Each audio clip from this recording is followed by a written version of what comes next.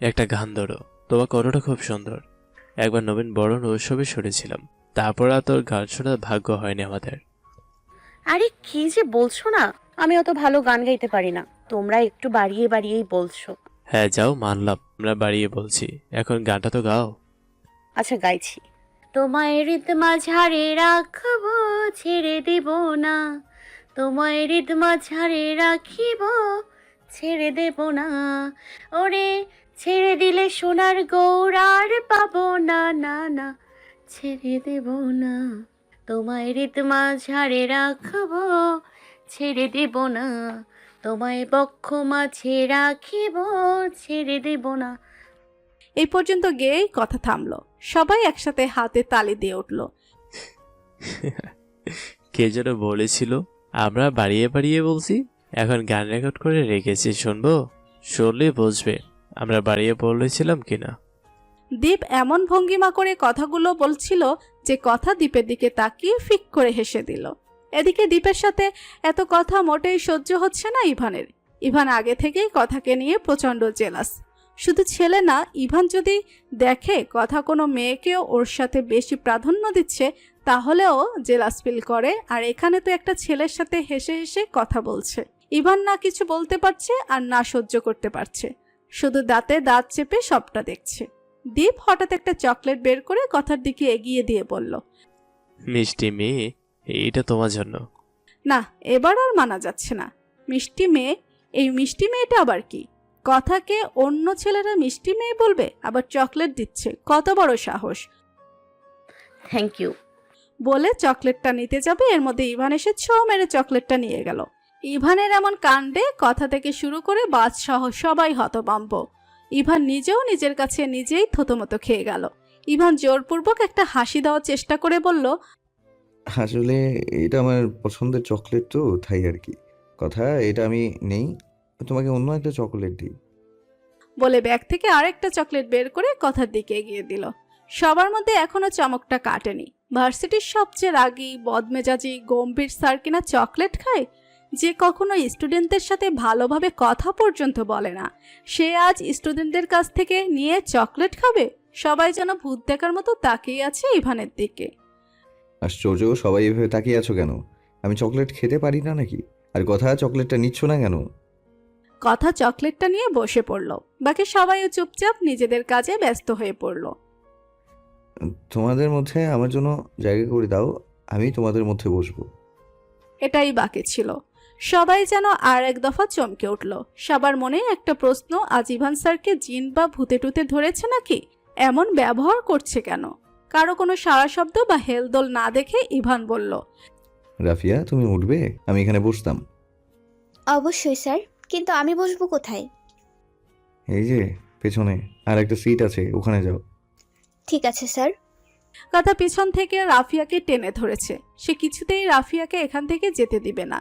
এদিকে স্যারের আদেশ, ওইদিকে কথা।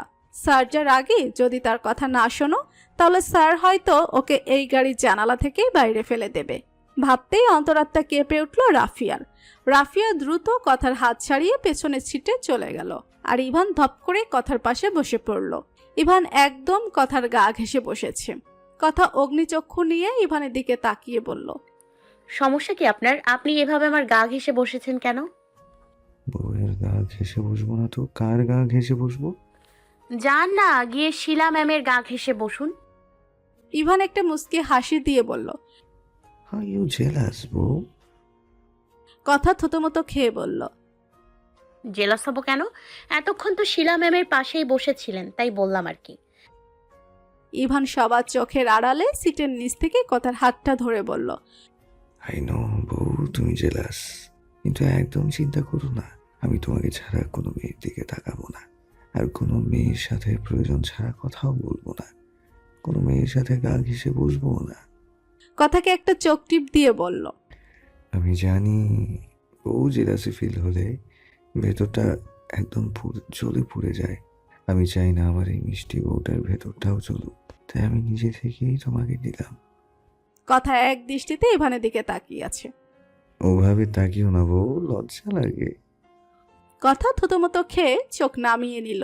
ইভানকে এখানে বসতে দেখে সব স্টুডেন্টরা কেমন চুপ মেরে গেছে। এত রাগী বদমেজাজি গম্ভীর স্যারের সামনে কেউ টাটু শব্দ করতেও ভয় পাচ্ছে।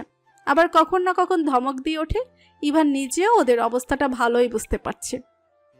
আমরা কি ট্যুরে যাচ্ছি নাকি কোনো শোক সভায়? সবাই চুপচাপ শোক পালন করছো কেন? ট্যুরে যাচ্ছ, কোথায় আনন্দ ফুর্তি করবে তা নয়, সবাই একসাথে মৌনব্রত পালন করছো। ইভানের কথা শুনে সবাই যেন আকাশের চাঁদ পেয়েছে হাতে। ভার্সিটির সবচেয়ে রাগী বদমেজাজি গম্ভীর স্যারের বৈশিষ্ট্য যেন আজ সবার কাছে পাল্টে গেল। ইভান যেন আজ সবার কাছে নতুন রূপে ধরা দিয়েছে।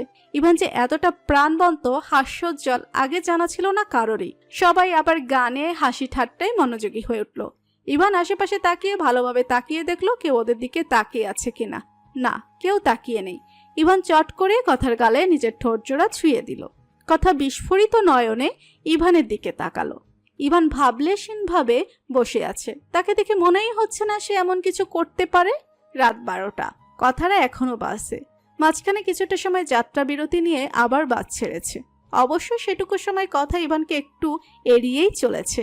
আর এত স্টুডেন্টদের মধ্যে ইভানও কথার ধারে কাছে যাওয়ার একদম সুযোগ পায়নি। তবে ইভান কথার আশেপাশেই ছিল। বাসের মধ্যে সবাই ঘুমিয়ে আছে, কথাও ঘুমিয়ে আছে, শুধু ঘুম নেই ইভানের চোখে। সে এতক্ষণ সবার ঘুমানোর অপেক্ষাতেই ছিল। উঠে দাঁড়িয়ে একবার চেক করে নিয়েছে সবাই ঘুমিয়েছে কিনা। তারপর নিজের সিটে বসে কথার কোমর ধরে টেনে কথার মাথাটা নিজের বুকের উপর রেখে কথাকে নিজের সাথে জড়িয়ে নিল। আহ, শান্তি! এতটা প্রশান্তি মনে হয় ইভান কখনো পায়নি যতটা শান্তি কথার মাথাটা নিজের বুকের উপর রেখে পেয়েছে। কথা বেঘরে ঘুমাচ্ছে আর ইভান তাকিয়ে তাকিয়ে কথার ঘুমন্ত মুখশ্রী উপভোগ করছে। কথার এই ঘুমন্ত মুখশ্রীর উপর ইভানের দুর্বলতা বহুদিনের। ওর অনেক ইচ্ছা ছিল কথা ওর বুকে মাথা রেখে ঘুমাবে আর ও বসে বসে কথার ঘুমন্ত মুখটি দেখবে। আজ ওর সেই ইচ্ছে পূরণ হলো। নিজেকে আজ পৃথিবীর সব থেকে সুখী মানুষ মনে হচ্ছে। কিছু ছোট চুল বারবার উড়ে এসে কথার কপালের উপরে পড়ছে। ইভান হাত দিয়ে চুলগুলো কথার কানের পাশে গুজে দিল।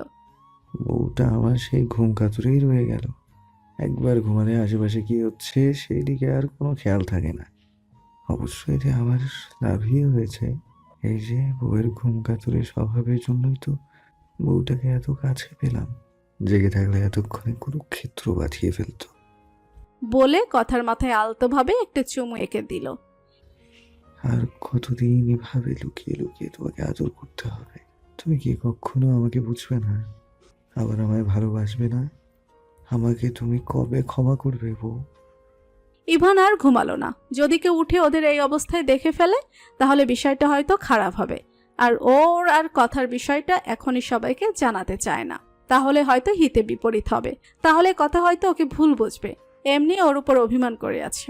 হাজার কাঠ খড় পুড়িয়েও সেই অভিমানই ভাঙাতে পারছে না। তার মধ্যে আবার নতুন সমস্যা চায় না ইভান। যেদিন কথা সবটা মেনে নিয়ে নিজে থেকে সবাইকে জানাতে চাইবে কথাগুলো, একমাত্র সেদিনই সবাইকে সবটা জানাবে ইভান। বাসে যেই একজন দুজন উঠতে শুরু করেছে ইভান কথাকে নিজের বুকের ওপর থেকে সরিয়ে ওর সিটের উপর শুয়ে দিয়ে নিজেও চোখ বন্ধ করে ঘুমের ভান ধরে ঘাপটি মেরে রইল। রাঙামাটি পৌঁছাতে পৌঁছাতে শেষ রাত। বাস থেকে নেমে সবাই হোটেলে গিয়ে যে যার রুমে চলে গেল। এখানে এসেছে ওরা 4 দিনের ট্যুরে। কথা আর রাফিয়া এক রুমে অবশ্য ওদের আরও 3 অথবা 4 জন বান্ধবী আছে। আর ওদের সামনের রুমটাই ইভানের রুমেও ইভান ছাড়াও আরো 2 জন স্যার রয়েছে। এতটা লং জার্নি করে সবাই ক্লান্ত। হোটেলে ঢুকে কোনোভাবে ফ্রেশ হয়ে সবাই ঘুম থেকে উঠতে উঠতে দুপুর হয়ে গেছে। সবাই ঘুম থেকে উঠে ফ্রেশ হয়ে খাওয়া দাওয়া করে ঘুরতে বের হবে এমনই প্ল্যান। কিন্তু কথার ঘুম এখনো পূরণ হয়নি। কথা ঘুম চোখে ঢুলতে খাবার টেবিলে বসলো। একটু খাচ্ছে আর একটু ঘুমাচ্ছে। কথার অবস্থা দেখে রাফিয়ার হাসতে হাসতে গড়াগড়ি খাওয়ার মতো অবস্থা। হঠাৎ পাশ থেকে কেউ গম্ভীর কণ্ঠে কথা বলে ডাক দিতে কথা পাশ ফিরে তাকাতেই চমকে উঠল। 1 মিনিটে ওর ঘুম হাওয়া। ওর পাশে ইভান বসে আছে। ইভান এখানে কখন এলো? শুধু কথা নয়, এ টেবিলে বসা সকলে চমকে উঠে ইভানের দিকে তাকালো। ওরা এতক্ষণ কথার দিকে তাকিয়ে হাসাহাসিতে এতটা ব্যস্ত ছিল যে ইভান এখানে কখন এসে বসেছে কেউই খেয়াল করেনি। ইভান কথার দিকে একবার তাকিয়ে মুখ ঘুরিয়ে সবার দিকে একবার তাকিয়ে নিজের খাওয়ার দিকে মনোযোগ দিল। ইভান খেতে খেতে বলল, ওভাবে তাকিয়ে আছো কেন? আমার ঘুম থেকে উঠে আসতে একটু লেট হয়েছে। এসে দেখলাম সব টেবিল ফিল আপ, শুধু তোমাদের টেবিলেই একটা চেয়ার খালি আছে, তাই বসে পড়লাম। তোমরা যেভাবে তাকিয়ে আছো আমি যেন মানুষ না, এলিয়েন। ইভানের কথায় সবাই অপ্রস্তুত হয়ে পড়ল। রাফিয়া বলল, না না স্যার, কি যে বলছেন, হঠাৎ আপনাকে দেখে একটু চমকে গিয়েছিলাম, এই আর কি। বলে সবাই খাওয়ায় মনোযোগী হয়ে পড়ল। সবার আড়ালে ইভান কথার প্লেট থেকে এক টুকরো গোস্ত নিয়ে মুখে পুরে নিল। কথা হা করে ইভানের দিকে তাকিয়ে আছে। এই সুযোগে ইভান নিজের প্লেট থেকে এক টুকরো গোস্ত কথার মুখের মধ্যে পুরো দিল। কথার আগে কটমট করে ইভানের দিকে তাকিয়ে আছে। স্বামী স্ত্রী একে অন্যের প্লেট থেকে খেলে মহব্বত বাড়ে। কথা চাইলেও এখন কিছু বলতে পারছে না, কারণ ওর মুখে গোস্ত, তাই নিচের দিকে তাকিয়ে গোস্ত চিপাচ্ছে। খাওয়া দাওয়া শেষে সবাই ঘুরতে বেরিয়েছে। সবার মধ্যে হঠাৎ কোথা থেকে এসে ইভান কথার গালে একটা চুমু এঁকে দিয়ে সামনের দিকে চলে গেল। কথা ভ্যাবলার মতো গালে হাত দিয়ে দাঁড়িয়ে আছে। ওদিকে ইভান সে সবার সাথে তাল মিলিয়ে হেঁটে যাচ্ছে, এমন একটা ভাব সে যেন কিছুই করেনি। কি রে কথু, ওখানে দাঁড়িয়ে পড়লি কেন? সবাই চলে যাচ্ছে তো। হ্যাঁ আসছে বলে কোথাও সবার সাথে হাঁটা ধরলো। রাতে হোটেলের সামনে খোলা আকাশের নিচে ঘাসের উপর সব স্টুডেন্টসরা গোল করে বসেছে। স্যারেরাও আছে এখানেই, তবে পাশে স্টুডেন্টদের মধ্যে বসেনি। কোথা থেকে হঠাৎ ইভান এসে ধপ করে কথার পাশে বসে পড়ল। এবার অবশ্য কেউই ইভানের এ কাজে অবাক হয়নি। ট্যুরে আসার পর থেকে ইভানকে সবাই যেভাবে দেখছে তাতে এটা স্বাভাবিক। ইভানের প্রতি সবার ধারণাটাও বদলে গেছে। স্যার, আপনি গান গাইতে পারেন? না না, আমি ওসব গান টান গাইতে পারি না। তা পারবে কিভাবে? পারবে শুধু 24 ঘন্টা আমাকে জ্বালাতে। বউকে জ্বালাবো না তো কাকে জ্বালাবো? আমার ক্যারেক্টারে কোনো সমস্যা নেই যে এত মিষ্টি একটা বউ থাকতে আমি অন্য মেয়েকে জ্বালাবো। কথা চমকে উঠে ইভানের দিকে তাকালো। ও তো বিড়বিড় করছিল, ইভান কিভাবে শুনতে পেল? ওদিকে ইভানের এ বিষয়ে কোনো হেলদোল নেই। সে হেসে হেসে সব স্টুডেন্টসদের সাথে কথা বলে যাচ্ছে। মাহি কথার ক্লাসমেট বলল, স্যার, আপনাদের সাথে একটা ছবি তুলতে পারি? অবশ্যই তুলতে পারবো, কিন্তু সবাই মিলে। আমি কোনো মেয়ের সাথে সিঙ্গেল ছবি তুলি না। দীপ এক প্রকার মজার ছলেই বলল, কেন স্যার, আপনার গার্লফ্রেন্ড বারণ করে দিয়েছে নাকি? না, আমার বউ বারণ করে দিয়েছে। আমার সাথে অন্য কোনো মেয়েকে দেখলে আমার বউ খুব জেলাস ফিল করে। কথার দিকে তাকিয়েই বলল। মাহি অবাক হয়ে বলল, স্যার, আপনি বিবাহিত? ইভান মাথা চুলকে একটু লজ্জা পাওয়ার ভঙ্গি করে বলল। হুম। ইভানের হুম কথাটা যেন জ্বলন্ত লাভার মতো সবার মধ্যে বিস্ফোরিত হলো।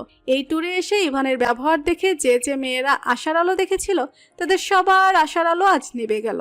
সবচেয়ে করুণ অবস্থা শিলা ম্যামের। সে তো জ্ঞান হারাবে অবস্থা। ইভানকে নিয়ে কত প্ল্যান করে রেখেছিল, আর আজ জানতে পারলো ইভান বিবাহিত। এর থেকে শকিং নিউজ তার জন্য আর কি হতে পারে? দীপ উৎসুক হয়ে বলল, স্যার, আপনার ওয়াইফ কেমন আর কবে বিয়ে করেছেন? জব পাওয়ার আগেই নাকি পরে? জব পাওয়ার অনেক আগে। আমি তখন কেবল এইচএসসি দিয়েছি, তখন তোমাদের ম্যামকে ভাগিয়ে বিয়ে করেছি। ম্যারেজ আপনাদের? হুম। নিশ্চয়ই ম্যামকে অনেক ভালোবেসেছেন, তাই না স্যার? অনেক, আমার জীবনের থেকেও বেশি। কিন্তু একটা সমস্যা আছে। কি সমস্যা? তোমাদের ম্যাম আমার ওপর ভীষণ রাগ করে আছে। তার রাগটা কিভাবে যে ভাঙায়। স্যার, শক্ত করে জড়িয়ে ধরে একটা চুমু দিন, তাহলেই ম্যাম আর আপনার উপর রাগ করে থাকতে পারবে না। সাব্বির এই কথাটা বলে নিজেই থতমত খেয়ে গেল। কি বলতে কি বলে ফেলেছে, তাও আবার স্যারের সামনে। যতই সে সবার সাথে ফ্রিলি কথা বলুক না কেন, সে ওদের স্যার তো। সবাই কেমন গোল গোল চোখ করে সাব্বিরের দিকে তাকিয়ে আছে। সাব্বির নিজের কাজে নিজেই লজ্জিত। সরি স্যার, আসলে তুমি বলছো এতে কাজ হবে? ইভানের কথা শুনে সাব্বিরের মনের ভয়টা চলে গেছে। সাব্বির হাসি হাসি মুখ করে বলল, আলবাত হবে। আপনি একবার করেই দেখুন না, তবে চুমুটা কিন্তু এখানেই দিতে হবে। ঠোঁট দেখিয়ে বলল। লজ্জায় কথার দুই গাল লাল হয়ে গেছে, কান দিয়ে ধোয়া বের হচ্ছে। সবাই তো আর জানে না এখানে কাকে নিয়ে এইসব কথা বলছে, কিন্তু কথা তো বেশ ভালোই বুঝতে পারছে। কথার অবস্থাটা এখন এমন যে আল্লাহ মাটিটা ফাঁক করে দাও আর আমি টুপ করে সেখানে ঢুকে পড়ি। ইভানও কথার অবস্থাটা বেশ ভালোই বুঝতে পারছে। ইভান কথার দিকে তাকিয়ে ঠোঁট কামড়ে হাসছে। না, কথার আর এখানে থাকাটা চলবে না। আমি একটু ওয়াশরুম থেকে আসছি, তোমরা আড্ডা দাও বলে উঠে দাঁড়ালো। দাঁড়া, আমিও আসছি। আরে না না না, তোর আসতে হবে না, আমি যাবো আর আসবো, তুই এখানে বসে আড্ডা দে। ঠিক তো? বাবা। আসলে কথা তো আর কোনো ওয়াশরুমে যাবে না, ওটা তো ওখান থেকে উঠে আসার অজুহাত মাত্র। আর রাফিয়ার সাথে এলে তো 100 প্রশ্ন করবে যে ওখান থেকে কেন উঠে এলো, তখন কি উত্তর দেবে? তাই রাফিয়াকে সাথে করে নিয়ে আসেনি। কথা উঠে যাওয়ার একটু পরে ইভান একটা জরুরি কল আসার অজুহাত দেখিয়ে উঠে যায়। কথা হোটেলের আশেপাশে হাঁটছিল আর চারপাশের পরিবেশ দেখছিল। চাঁদের আলোয় দূরের ছোট বড় পাহাড়গুলো দেখা যাচ্ছিল। চাঁদের আলোয় পাহাড়গুলো যেন নতুন রূপ ধারণ করেছে। ইস, কি মনোমুগ্ধকর দৃশ্য। হঠাৎ একটা অপরিচিত পুরুষালী কণ্ঠ শুনে পিছন ফিরে তাকালো কথা। পিছনে ফিরে দেখে একজন সুদর্শন পুরুষ দাঁড়িয়ে আছে। একা নাকি? কথা উত্তর না দিয়ে বুড়কুচকে তাকিয়ে আছে। কোথা থেকে ইভান এসে পড়ল? না, সাথে হাজবেন্ড আছে। হো হো, আচ্ছা, সরি ফর ডিস্টার্ব। বলে অপরিচিত পুরুষটি চলে গেল। কথা ইভানের দিকে তাকিয়ে বলল, আপনি এখানে? তুমি যেখানে আমি সেখানে, বউ বলে কথা। আচ্ছা থাকুন এখানে, আপনি, আমি যাচ্ছি। বলে চলে যেতেই ইভান পিছন থেকে হাত টেনে ধরল।